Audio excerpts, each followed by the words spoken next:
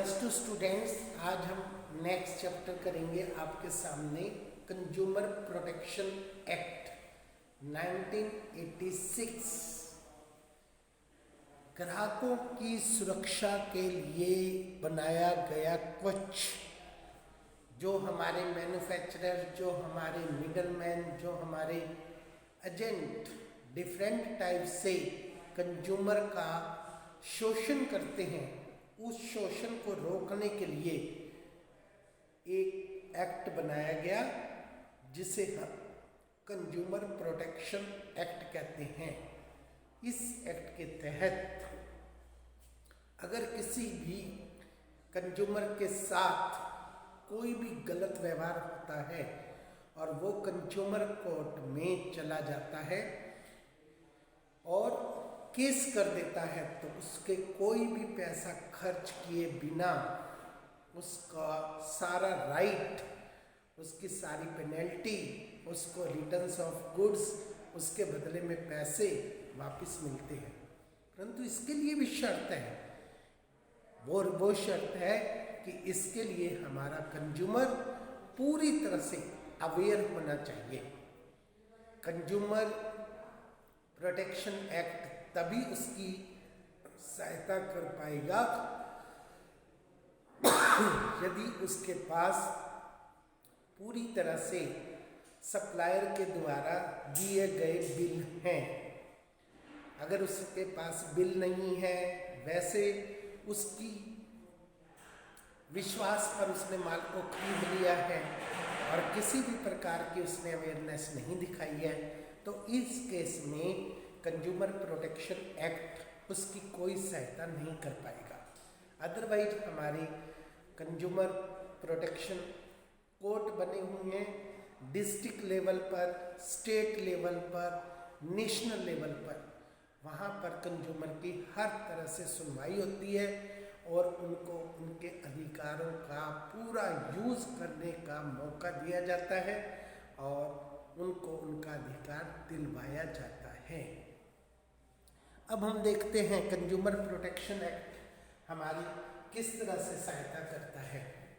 Poor quality, अगर हमारे supplier, हमारे मैन्युफैक्चरर, हमारे मिडलमैन किसी भी तरह से कस्टमर को लोअर क्वालिटी की गुड्स प्रोवाइड करते हैं और उनसे पैसा हाई स्टैंडर्ड की क्वालिटी का, हाई स्टैंडर्ड की सर्विसेज का लेते हैं। अब आपने माल दिखाया, उस पर लेवल लगाया कुछ, परंतु जब ग्राहक ने घर पर जाकर उस माल का यूज़ किया या उस माल को देखा तो उसकी क्वालिटी काफ़ी लोअर मिली, तो इसे हम कहते हैं पुअर क्वालिटी। तो इसके लिए हमारा कंज्यूमर कोर्ट में जा सकता है। इसके बाद होता है मिसलीडिंग एडवर्टाइजमेंट। एडवर्टाइजमेंट में मैन्युफैक्चरर के द्वारा बहुत बड़ी बड़ी सपने दिखाना, गुड्स के बारे में, सर्विसेज के बारे में झूठ बोलना और मिसगाइड करना और कंज्यूमर को पूरी तरह से गुमराह करके वो वस्तु उनको थोप देना। परंतु एक्चुअल में जब कस्टमर ने उस चीज़ को यूज़ किया तो उसमें ऐसा कुछ भी नहीं मिला। इसलिए हमारी एडवर्टाइजमेंट ऐसी होनी चाहिए, जो आप एडवर्टाइजमेंट में स्टैंडर्ड बताते हो, जो आप क्वालिटी बताते हो, कंज्यूमर जब उसको रियल लाइफ में यूज़ करे तो वो क्वालिटी एक्चुअल में उससे मिलनी चाहिए। इसके बाद short measure and underweight goods. अक्सर हम देखते हैं जो हमारे कंज्यूमर अवेयर नहीं होते हैं, वो चीज़ें लेने जाते हैं तो उनको 1 किलो की बजाय 900 ग्राम ही चीज़ें दी जाती हैं अंडर वेट।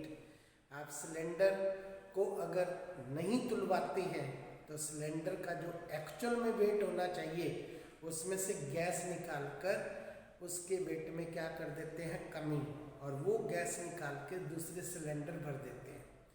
इसी प्रकार से बहुत सारे ऐसे प्रोडक्ट हैं जिनके अंदर से चीज़ निकाल ली जाती है और आपको वो अंडर वेट दी जाती है। पेट्रोल पंपों पर जाते हैं, आपका पेट्रोल भरते हैं, मीटर दिखा रहा है कुछ, और आपकी टंकी में, आपकी गाड़ी में पेट्रोल एक्चुअल में जा रहा है कम, तो इसको हम कहते हैं शॉर्ट मेजर। इसके बाद होता है आपका creations of the artificial shortage of the goods.